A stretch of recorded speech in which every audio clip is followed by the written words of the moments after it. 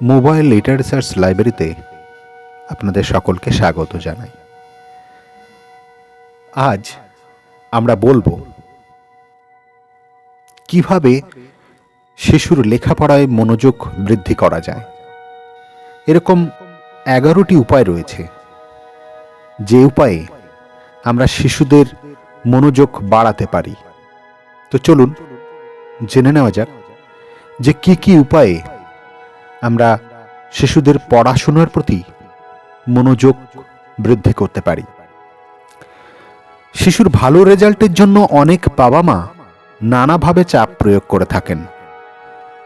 যদিও শারীরিক শাস্তি কিংবা মানসিক চাপ দেওয়া কোনো শিশুর জন্যই ভালো নয়, তাহলে শিশুর পড়াশোনার উন্নতির উপায় কি?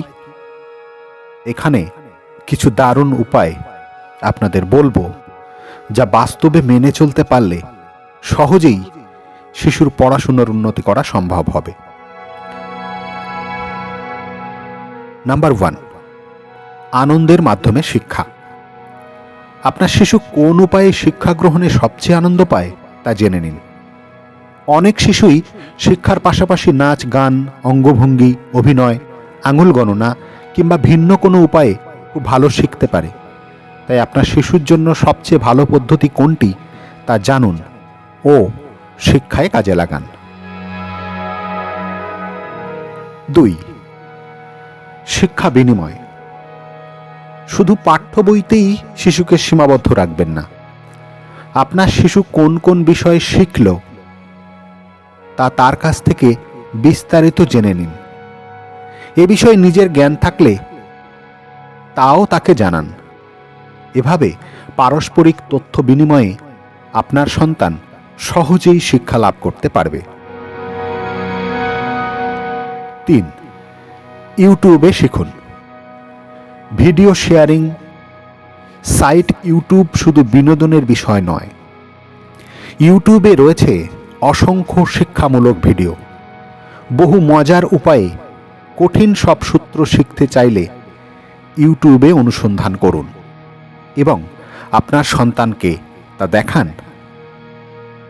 4, শুধু সন্তানকে শিক্ষা দিলেই হবে না, নিজেও শিখে নিন। সন্তানের সঙ্গে নিজে পড়াশুনো করুন, এতে সে দারুণ উৎসাহিত হবে। 5, বিভিন্ন মাধ্যম একত্রিত করুন। আপনার সন্তানের শিক্ষার জন্য শুধু একটি বই যদি বারবার পড়তে হয়, তাহলে তা একঘেয়ে হয়ে যাবে। তাই বিভিন্ন মাধ্যম থেকে তথ্য একত্রিত করুন। 6, সঠিক স্থান বাছুন। শিক্ষার সঙ্গে সংশ্লিষ্ট নয় এমন সব বিষয় শিশুর পড়াশোনায় বিঘ্ন ঘটাতে পারে। তাই পড়ার টেবিলটি এমন স্থানে বসান যেখানে রেডিও কিংবা টিভির মতো মনোযোগ নষ্ট করার উপাদান নেই। 7, উৎসাহ ও প্রশংসা। উৎসাহ ও প্রশংসা পেলে শিশু পড়ুয়াদের পড়াশোনায় আগ্রহ বহু গুণ বেড়ে যায়। তাই সর্বদা তাদের উৎসাহ দিতে ভুলবেন না।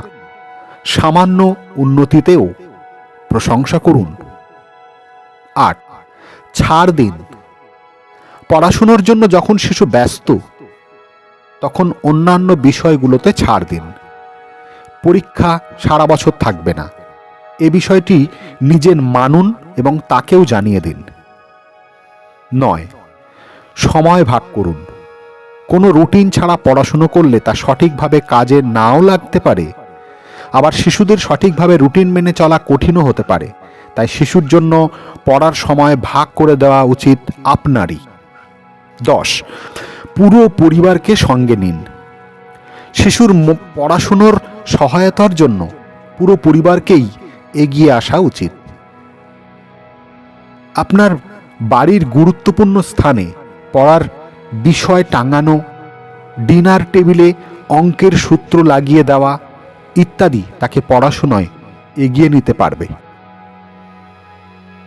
11, অর্থাৎ সর্বশেষ যে পদ্ধতিটি আপনাদেরকে বলবো সেটা হলো অগ্রগতি খেয়াল রাখুন। শিশুর পড়াশোনার অগ্রগতি সবসময় খেয়াল রাখতে হবে। কোনো সময় সে অমনোযোগিতা বা অন্য কোনো কারণে পিছিয়ে গেলে পরবর্তীতে তা পূরণ করা ঠিক হবে।